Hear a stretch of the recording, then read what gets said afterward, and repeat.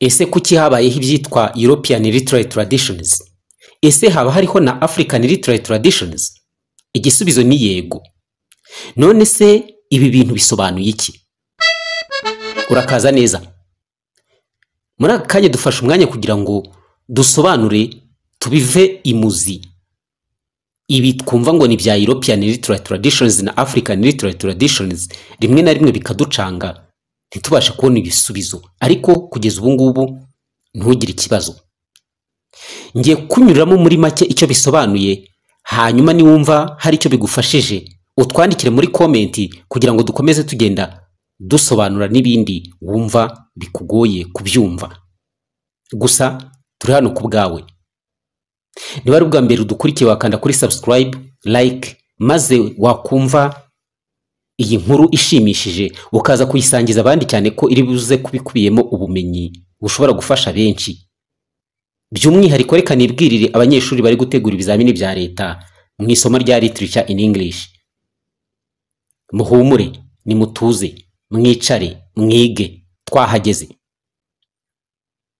Reka ntangire wiyumvire. Ndatangira ngusobanurira icyitwa European Literary Traditions ndetse nze no kukubwira impamvu yabayeho. Izindi detail nazo turaza kuzijyamo. Reka twihute. European Literary Traditions ibi bisobanuye imigenzo cyangwa uburyo bwihariye abanyaburayi bakoreshaga mu kuvuga inkuru, kwandika no kwerekana ibitekerezo mu buvanganzo. Ibyo bikorwa rero byagiye biba iby'ingenzi cyane mu muco, amateka n'ubumenyi bw'abanyaburayi, kandi byagize uruhare runini mu kwigisha, kwidagadura no guhanahana ibitekerezo. Nibyo koko, uko mbikubwiye ni uko niko biri. None se ibi bintu byabayeho kubera iki? Reka turebe impamvu nyamukuru zateye ibi bintu. Icya mbere, hari amateka y'igihe kirekire ariyo azwi mu ndimi z'amahanga nka Ancient Greece and Rome. Ubwo muri make ni nko kuvuga ngo ni Ubugereki bwa kera ndetse na Roma. Byagendaga gute? Abanyaburayi batangiye kwandika kuva kera cyane, nk'uko Abaroma n'Abagereki ba kera bandikaga nabo ibitabo by'indirimbo, imivugo ndetse n'imyandikire y'amategeko. Ibi rero bikaba byarabaye urufatiro rw'imigenzo y'ubuvanganzo bw'i Burayi. Icya kabiri ni insanganyamatsiko zisubiramo, cyo twita recurring themes. Inkuru nyinshi z'abanyaburayi zagarukaga ku nsanganyamatsiko zimwe. Izo ni izihe? Harimo urukundo, intambara, ubutwari, Imana ndetse n'imyemerere, ubuzima bw'abantu basanzwe ndetse n'abami. Ibi bikaba byaratumye habaho imigenzo yandikwa kandi yigwa mu buryo buhoraho.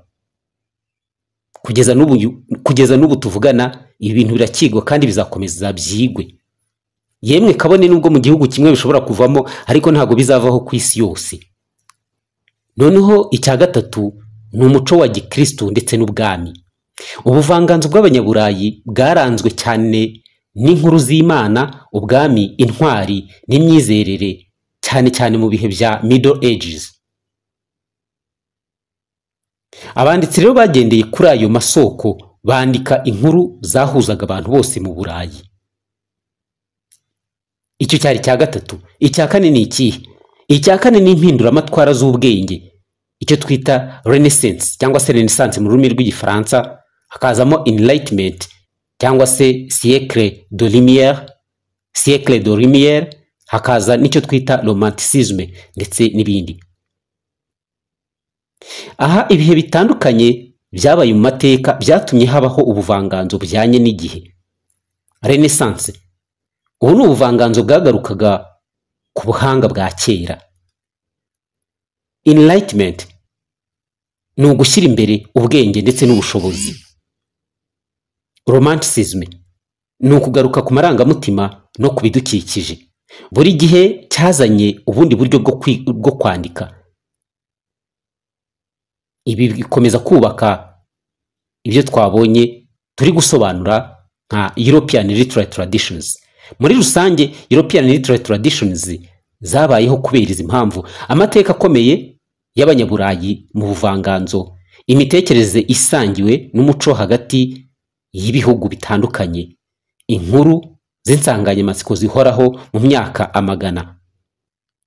Niba wumva uburyo twatangiye dusobanura ibintu bidasobanuka, none ubu ngubu bikaba bimaze gushyirwaho umucyo, niba wumva wifuza ko twagusobanurira mu buryo bwimbitse ibikurikiyeho nk'ibyo twita za classical, medieval, renaissance, romanticism ndetse n'izindi, watwandikira muri komenti.